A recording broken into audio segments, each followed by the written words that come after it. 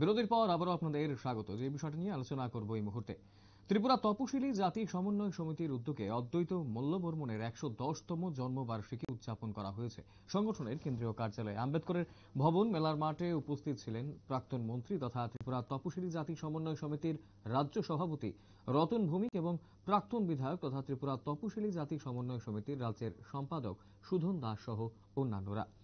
ত্রিপুরা তপশিলি জাতি সমন্বয় সমিতির উদ্যোগে অদ্বৈত মল্লবর্মন ১১০তম জন্মবার্ষিকী উদযাপন করা হয়েছে এবং সংগঠনের কেন্দ্রীয় কার্যালয়ে আম্বেদকর ভবন মেলার মাঠে উপস্থিত ছিলেন প্রাক্তন মন্ত্রী তথা ত্রিপুরা তপশিলি জাতি সমন্বয় সমিতির রাজ্য সভাপতি রতন ভৌমিক এবং প্রাক্তন বিধায়ক তথা ত্রিপুরা তপশিলি জাতি সমন্বয় সমিতির রাজ্য সম্পাদক সুধন দাস সহ অন্যান্যরা।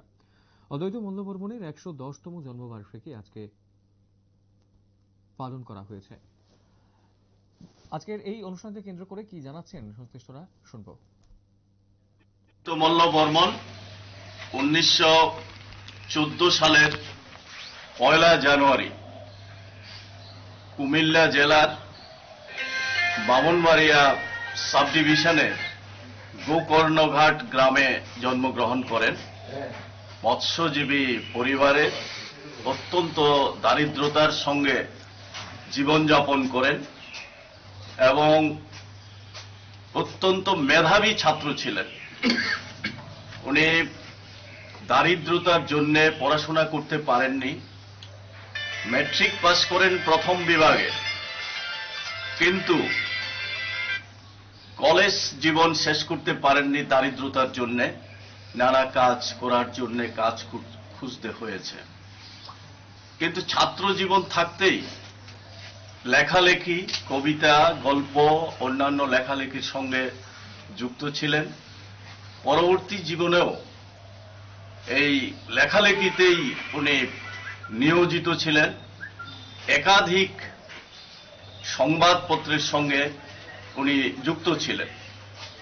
নবশক্তি, দেশ, যুগান্তর, আনন্দবাজারের মতো পত্রিকার সঙ্গে উনি যুক্ত ছিলেন। বিভিন্ন গল্প ইত্যাদি লিখেন এবং সর্বশেষ তিতাস একটি নদীর নাম এই সাহিত্য লিখে বাংলা সাহিত্যে খ্যাতি লাভ করেন। চিরস্মরণীয় হয়ে রয়েছেন এবং থাকবেন। জলজীবীদের,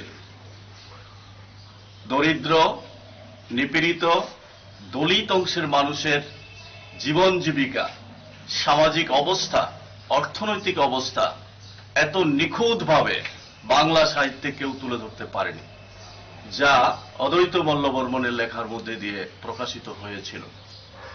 সেই অদ্বৈত মল্লবর্মন বেশি দিন উনি বাঁচতে। আপনারা শুনলেন সংশ্লিষ্টরা কি জানিয়েছেন। আজকে অদ্বৈত মল্লবর্মনের জন্মবার্ষিকীকে কেন্দ্র করে ত্রিপুরা তপশিলি জাতি সমন্বয় সমিতির উদ্যোগে অদ্বৈত মল্লবর্মনের ১১০তম জন্মবার্ষিকী উদযাপন করা হয়েছে। সময় ছোট বিজ্ঞাপন বিরতির রয়েছে অন্যান্য সংবাদ, সঙ্গে থাকবেন।